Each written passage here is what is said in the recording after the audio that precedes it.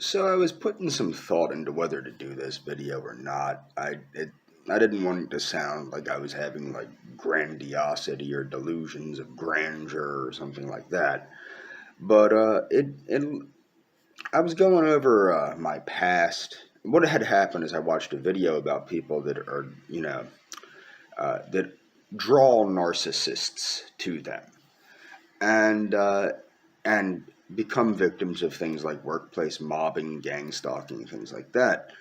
And yeah, I fit the bill. But the thing is, I'm not going to use any goofy words like empath or things like that. I think really who does this the most accurately, who talks about this the most accurately, and the earliest, and the most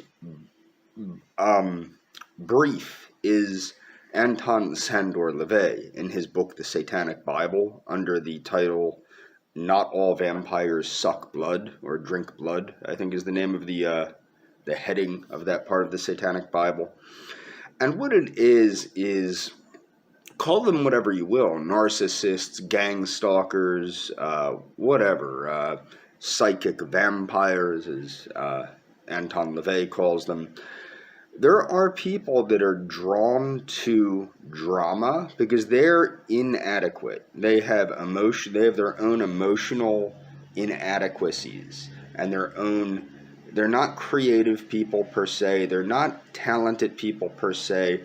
They're just negative people that seek to tear down people, but not just any people.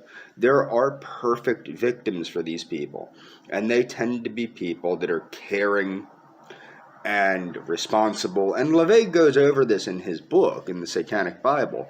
There are people that are caring and responsible people that want to help other people. And this is what he says, and the only way to get rid of these people is to call them out for what they are. As in the olden days, the best way to exorcise a demon is to call it by its true name, and that you're on to who it is. And that is what these people are, is modern day demons, as LaVey stated in the Satanic Bible. And I think that is actually the most accurate way to put this. But I went over my whole life, and it's funny because it might sound like delusions of persecution, but this is backed up by people that are around me, maybe not that know things in detail as much as me because they don't know me or know the situations as well as I do. But I mean, going all the way back to my earliest childhood, my brother was always, my parents were quite a bit to blame too. Okay, because my brother and I both were raised to be violent, aggressive, sort of like the primordial Alzatruer. Okay, but the thing is, my brother and I were both raised to be very aggressive, violent, competitive people. It's just how my father's personality was, and my mother was a shit stirrer, and my brother was a shit stirrer. Okay, but the thing is, you could say my dad was the archetypal Anglo-Saxon, and my mother was the archetypal Italian broom sweeping, porch sweeping woman that is nosy and wants to know everything and wants to stir shit in the neighborhood, that type of thing. That's how I would say my family was in a lot of ways. Not really, not when, like, obviously when you get to know them, or if you would get to know them, there's a lot more to their personalities. But I took after a great deal. I took after my grandfather, actually, I think, personality-wise and things like that. But my brother was very much like my mother. And he was a very jealous, or is a very jealous person, and a very narcissistic person. And I never really looked back until I started reflecting on it. But when I was younger, my brother immediately, if I ever made any friends, my brother had a big problem with being bullied a lot. I never did. My problem was I was, again, a ferocious, aggressive, archetypal Anglo-Saxon type person. And my brother got bullied a lot in school, so he'd take it out on me. And if I ever made any friends, he used to have to stir shit. And when I mean make friends, I'm talking when I was young, like 3, 4, 5, 6. And he'd have to find ways to get me mad at my friends. And of course, being that he was almost 4 years older than me, of course he was more capable of reasoning than me and finding ways to get me angry because I had a quick temper and things like that, because I was raised to believe that having a quick temper was a prerequisite to being masculine. And so, yeah, a lot of my friendships got tainted. And then my brother would come in with, I'm the mediator. You know what I mean? I'm the good guy. He's crazy. And then it would go, as I got older, of course, everything I did, he would have to bring me down to a certain level. Like, my brother got quite into bodybuilding. So I got into bodybuilding because I had nothing better to do. And then he would bring me down. And as soon as I started gaining some physical development, he would break me down to the point where, you're a fat slob, you're this, you're that. And then I would just, that's what I thought. You know what I mean? And that's the kind of people, there are people like this in the world, okay? And I was raised in that type of environment. So I got screwed with at school and then came back home and got the same thing. Well, even worse at home, actually, I would say. Because my brother was quite a bit stronger than me, being that he had kept weightlifting and whatnot.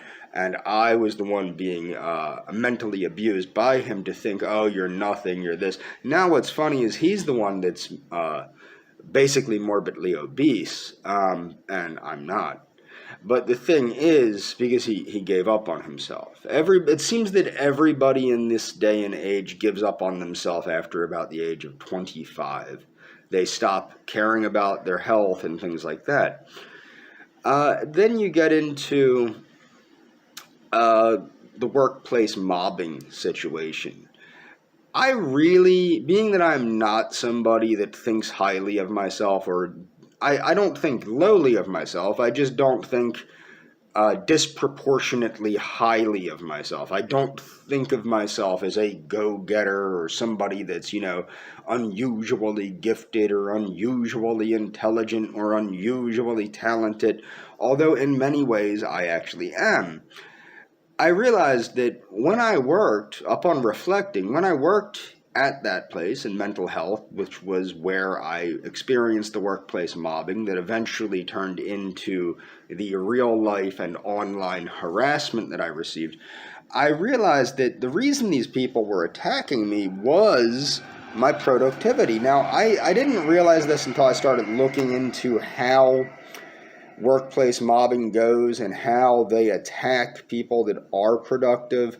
But one of the biggest problems, and I never really put my finger on this prior to a couple days ago, but the drug and alcohol dude, he had a big issue with me telling my clients that they shouldn't go to Alcoholics Anonymous, that they should go to NA or Double Trouble, which were more friendly towards people with mental illnesses, because I had witnessed, as going to these groups for free coffee when I was homeless, I had witnessed in Alcoholics Anonymous basically people being very belligerent to people with mental illness, not believing that mental illness existed, believing that people with mental illness had character defects and all they needed was a heavy dose of Jesus and they would be magically cured.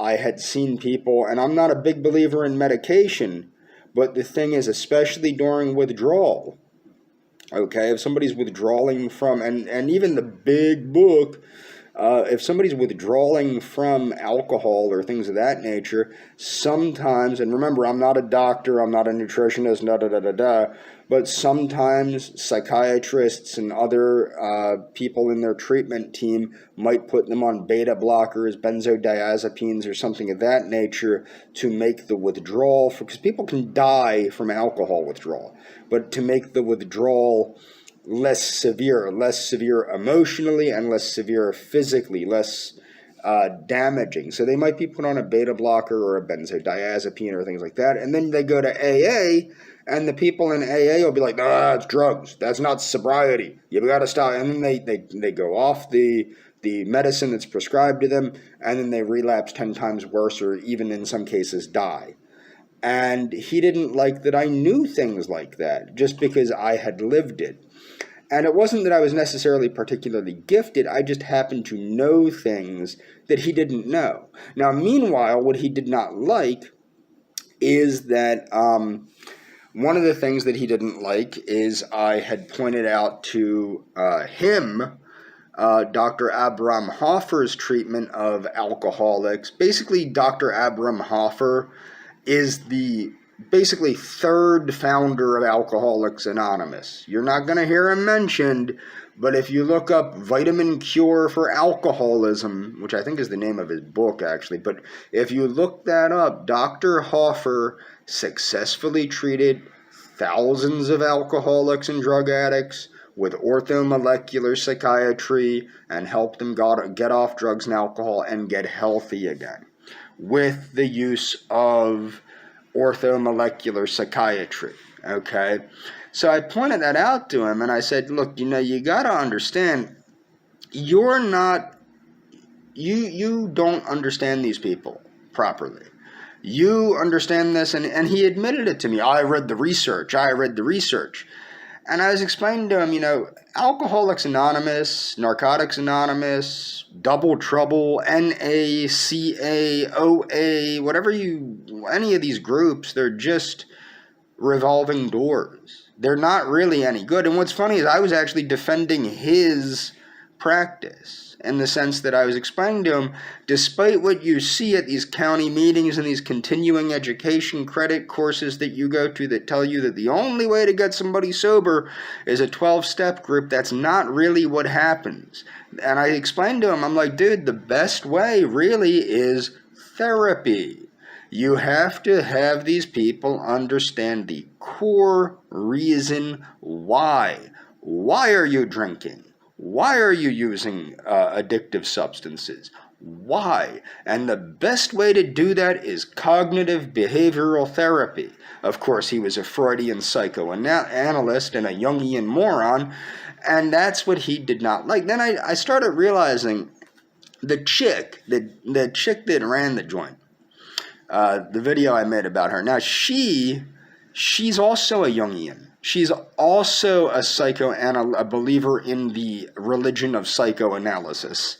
And I call it a religion because it is. It's a joke. It's not scientific at all. There's no scientific basis for Freudian psychoanalysis or Jungian psychoanalysis. There just isn't any basis for it.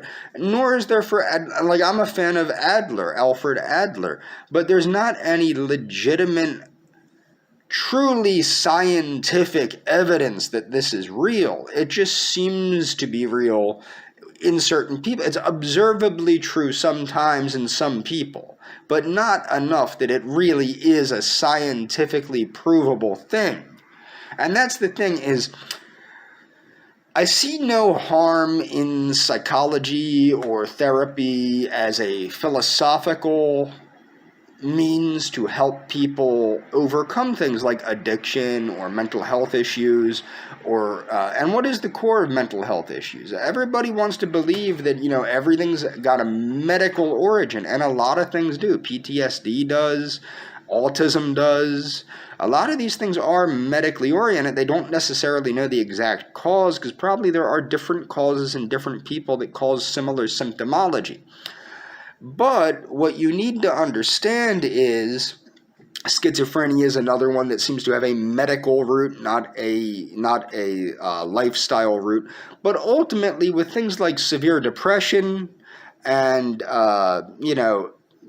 social anxiety to a certain extent, depending on where it comes from and things of this, it is a lifestyle factor. It's a big thing about how one is living, a lot of reasons people end up homeless, including myself, is bad social interaction, bad social understanding. And that could all be helped with better therapy, better therapists, better social work.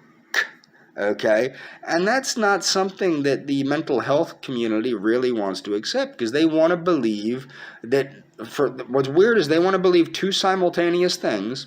One, that the medical model is the end all be all, which I believe strongly the medical model is underused because they use this recovery model.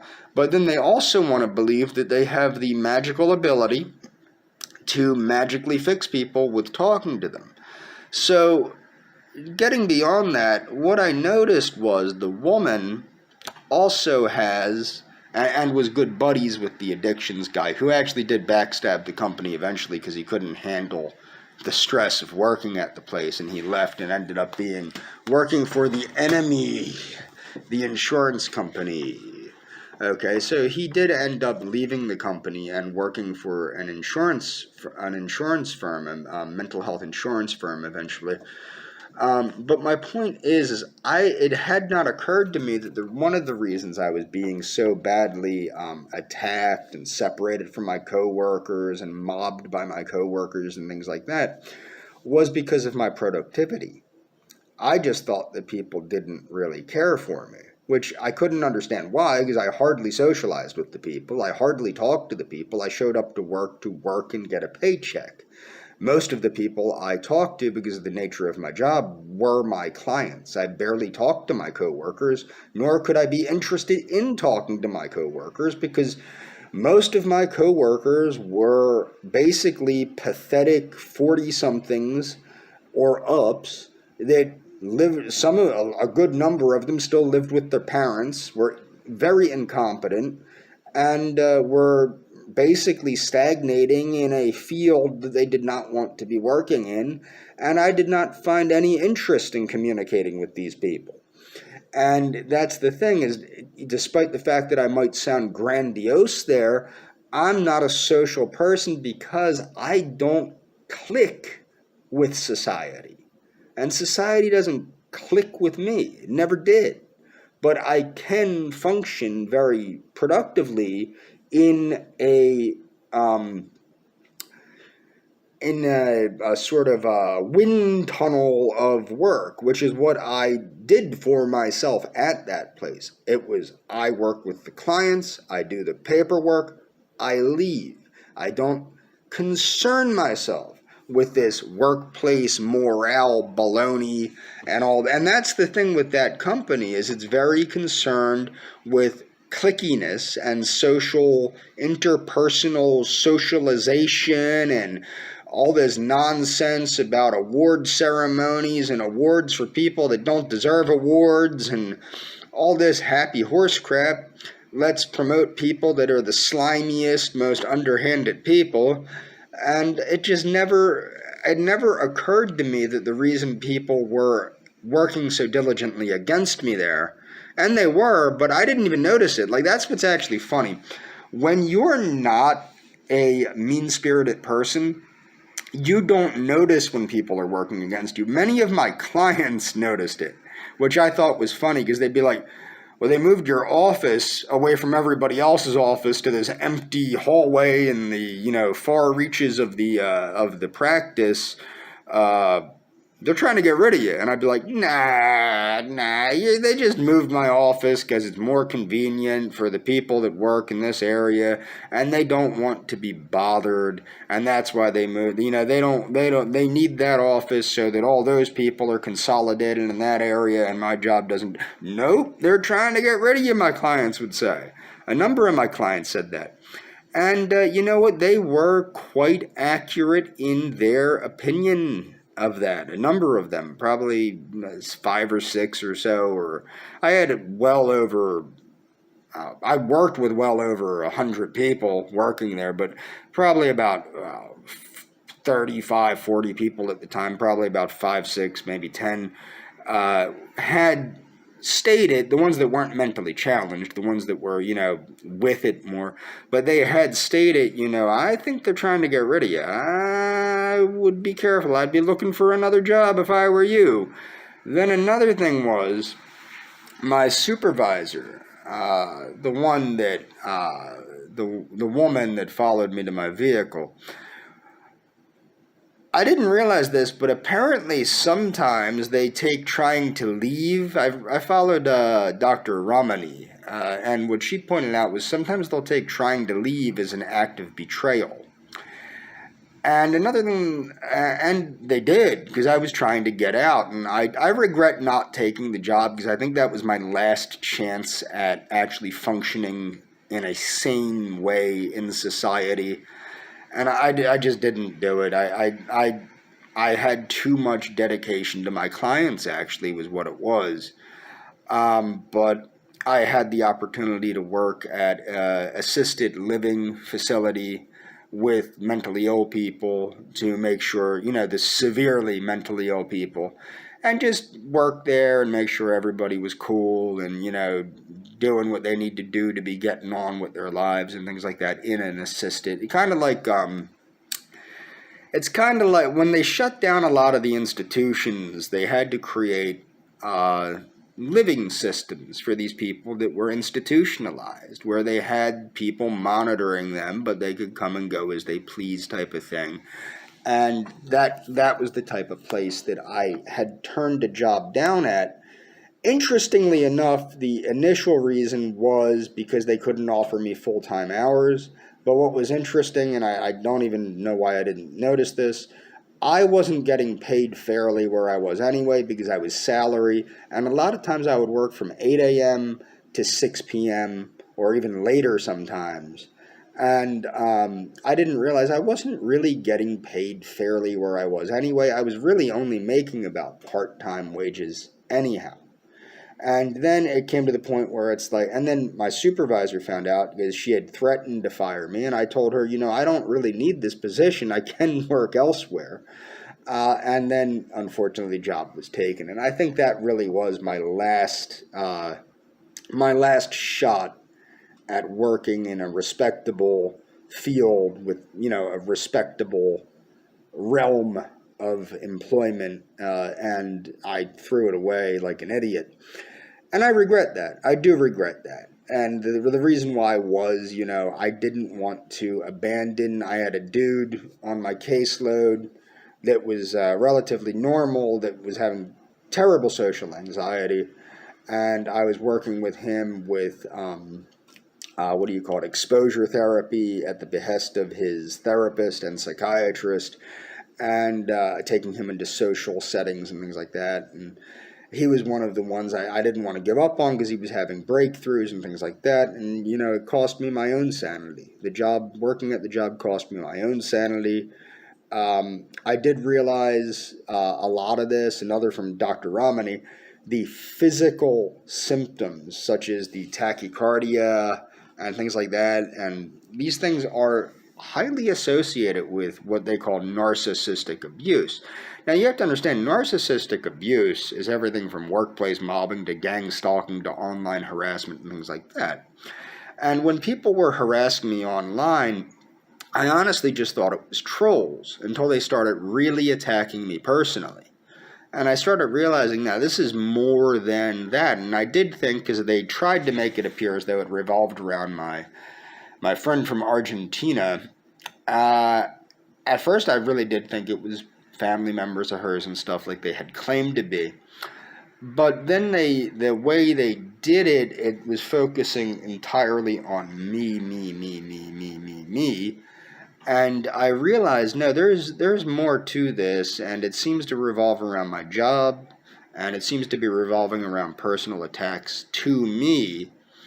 And this is just an extension of the workplace mobbing I had experienced at work, except instead of it being more... See, at work, most of what it was is if I asked somebody a question, they'd ghost me. They'd just pretend like I wasn't there. Like if I had to walk into... See, whatever it was, a lot of people where I worked didn't even work. They would just hang out in the medical records office and gossip like a bunch of old women.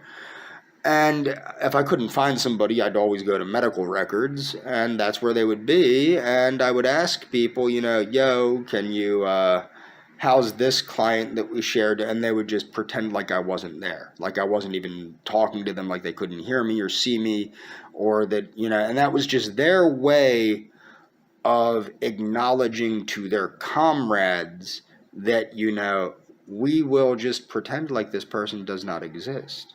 Okay? And that was just the way it was. Now, some of the people were actually, you could tell that they tried to not be that way, but it was a fine line. They didn't want to alienate their compadres. You know what I mean? And that was quite function. You know, a lot of those, I don't hold a grudge against really anybody there, and that's what's actually kind of funny, is they hold a grudge against me, as is proven by their constant harassment of me. I don't hold a grudge against anybody there, because I know they're very sick people. But that's the thing, is that's the difference between someone like me and someone like them. And that's the biggest issue. But yeah, I did, it took a lot for, and I'm going to leave links in the description showing this, it took a lot for me to realize that that's really where these people are coming from, is their own emptiness, their own void, their own insecurities, their own inadequacies. It took a lot for me to realize that. And honestly, am I angry? Of course I'm angry. I'm angry, but the thing that I'm most angry about is that they drug someone into this that has legitimate behavioral health concerns. Probably far beyond my own.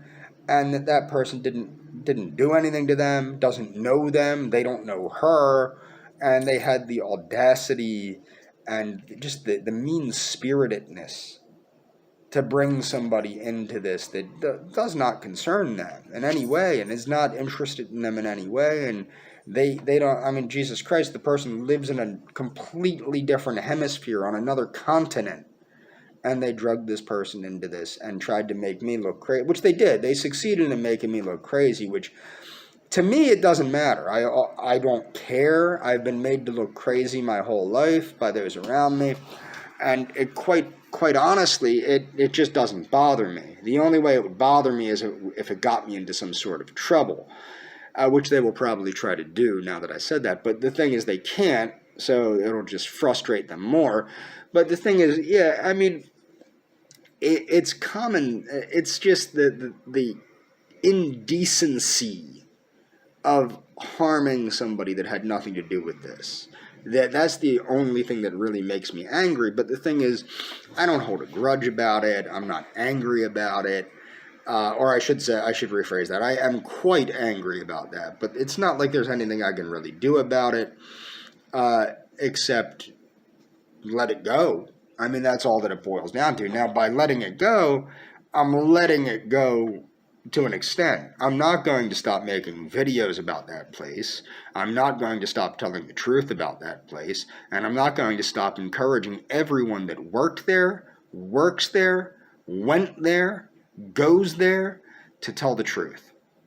Tell the truth. I would still love to see thousands of videos elaborating on the inadequacies and the abuses perpetrated by that place against its clients, its employees.